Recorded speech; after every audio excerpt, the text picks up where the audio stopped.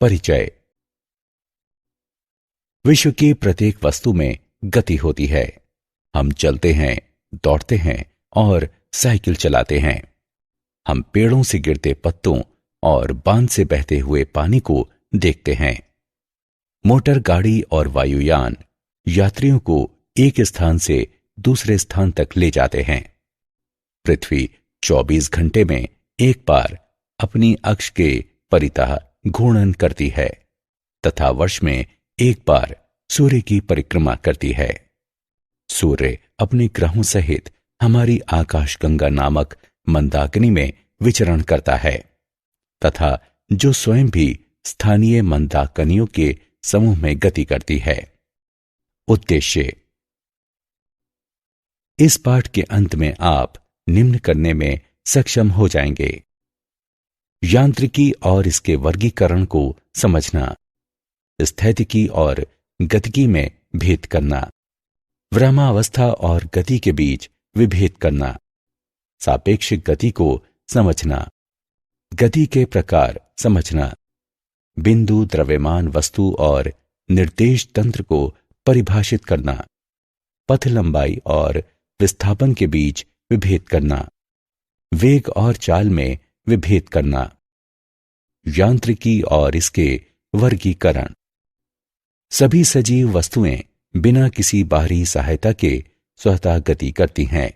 जंतु एक स्थान से दूसरे स्थान तक गति करते हैं या वे अपने शरीर के विभिन्न भागों को घुमाते हैं।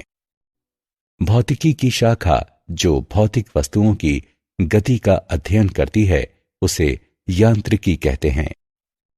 यांत्रिकी को मोटे तौर पर दो रूपों में वर्गीकृत किया गया है: स्थैतिकी और गतिकी। स्थैतिकी एवं गतिकी। स्थैतिकी यांत्रिकी की वो शाखा जो उन वस्तुओं का अध्ययन करती है जो विरामावस्था में हैं, स्थैतिकी कहलाती है। ये साम्य अवस्था में कार्य करने वाले बलों के प्रभाव में वस्तुओं की गति का अध्ययन है। समय एक महत्वपूर्ण भूमिका निभाता है। गतिकी यांत्रिकी की वो शाखा जो गतिशील वस्तुओं और उनकी गति के कारकों का अध्ययन करती है उसे गतिकी कहते हैं। बल गति का कारण होता है। समय इसमें भी एक महत्वपूर्ण भूमिका निभाता है। विरामावस्था एवं गति। विरामावस्था। कोई वस्तु यदि समय और अपने परिवेश के सापेक्ष अपना स्थान परिवर्तन नहीं करती तो इसे विरामावस्था में होना कहते हैं। जब किताब मेज पर पड़ी होती है या कोई व्यक्ति कुर्सी पर बैठा होता है तो वो विरामावस्था में होता है। गति। यदि एक वस्तु समय और अपने परिवेश के सापेक्ष स्थान परिवर्तित करती है तो इसे उसका गति में होना कहते हैं। हवा में उड़ती चिड़िया, पानी में तैरता जलयान गति के उदाहरण हैं। विरामावस्था और गति सापेक्षिक होते हैं। एक चलती हुई ट्रेन में बैठा व्यक्ति अपने सहयात्री के सापेक्ष विरामावस्था में है, लेकिन ट्रेन से बाहर की वस्तुओं के लिए गति में है। एक स्थिति में जो वस्तु गति में हो सकती है वही वस्तु दूसरी स्थिति में विरामावस्था में हो सकती है। अतः विराम और गति परस्पर सापेक्ष हैं।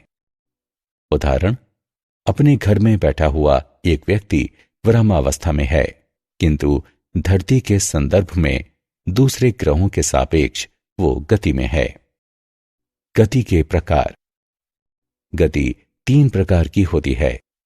रेखीय गति।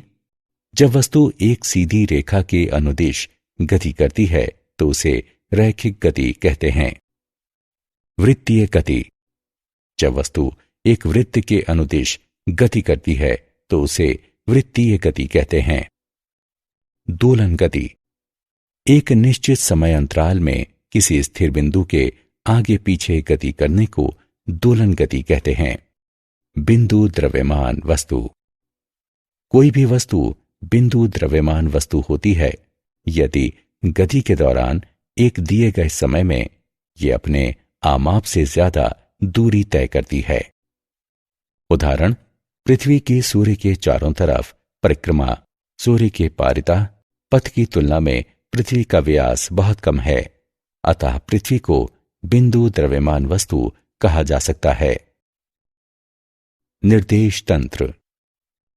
निर्देशांक अक्षों यानी परस्पर समकोण बनाती तीन रेखाएं उसकी एक अवस्था जो कि एक प्रेक्षक यानी मूल बिंदु से संबद्ध हो और जिसके सापेक्ष कोई प्रेक्षक किसी गतिशील वस्तु की स्थिति, विस्थापन, वेग, त्वरण इत्यादि बता सके।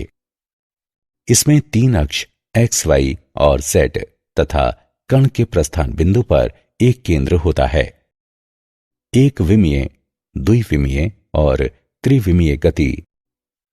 एक विमीय गति तीन निर्देशांकों में से केवल एक के सापेक्ष गति करना, साथ ही वस्तु की स्थिति समय के सापेक्ष परिवर्तित हो रही होती है। उदाहरण, सरल रेखा में चल रही कार। द्विविमीय गति तीन निर्देशांकों में दो के सापेक्ष वस्तु की गति, साथ ही वस्तु की स्थिति समय के सापेक्ष परिवर्तित हो रही होती है। उदाहरण, बिलियर्ड टेबल पर गति करती बिलियर्ड की गेंद। त्रिविमीय गति तीनों निर्देशांकों के सापेक्ष गति, साथ ही वस्तु की स्थिति समय के सापेक्ष परिवर्तित होती है। उदाहरण, हवा में उड़ती हुई पतंग। पथ लंबाई और विस्थापन के बीच अंतर। संपूर्ण पथ लंबाई किसी वस्तु द्वारा दिए गए समय में की गई गति के दौरान तय की गई वास्तविक दूरी होती है। ये शून्य नहीं हो सकती। ये एक अदिश राशि होती है। विस्थापन एक निश्चित दिशा में समान समय में वस्तु की दो स्थितियों के बीच की न्यूनतम दूरी को विस्थापन कहते हैं। ये शून्य हो सकती है।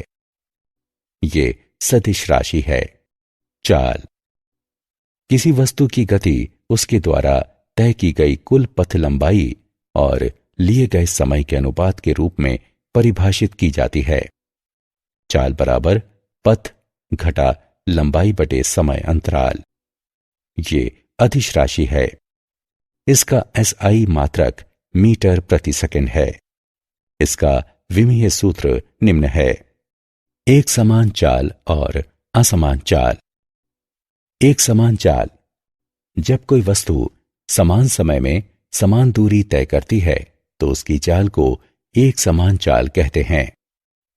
असमान चाल जब कोई वस्तु असमान समय अंतरालों में समान दूरी तय करती है या असमान दूरियां समान समय में तय करती है तो उसकी चाल को असमान चाल कहते हैं। औसत चाल और तात्क्षणिक चाल। औसत चाल किसी वस्तु द्वारा तय की गई कुल दूरी और लिए गए कुल समय के अनुपात को औसत चाल कहते हैं। औसत चाल बराबर संपूर्ण पथ लंबाई बटे संपूर्ण समयावधि। तात्क्षणिक चाल समय अंतराल डेल्टा टी में किसी वस्तु की चाल को तात्क्षणिक चाल कहते हैं। वेग और इसके प्रकार। वेग किसी वस्तु का वेग वस्तु के विस्थापन और विस्थापन में उसके द्वारा लिए गए समय के अनुपात के रूप में परिभाषित किया जाता है। वेग बराबर विस्थापन बटे समयावधि।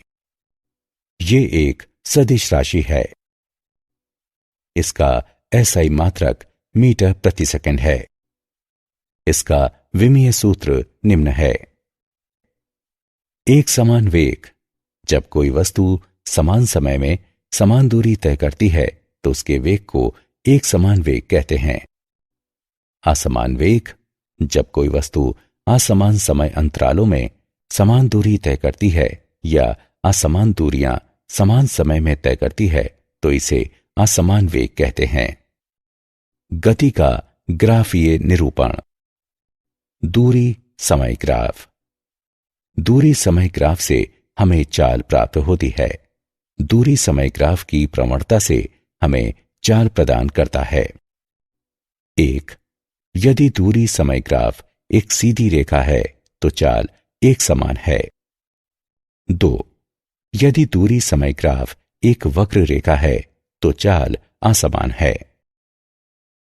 क्या आप जानते हैं ब्रह्मांड में गति को यांत्रिकी के दो प्रत्यक्षता परस्पर विरोधी सिद्धांतों के समुच्चय से वर्णित किया जाता है।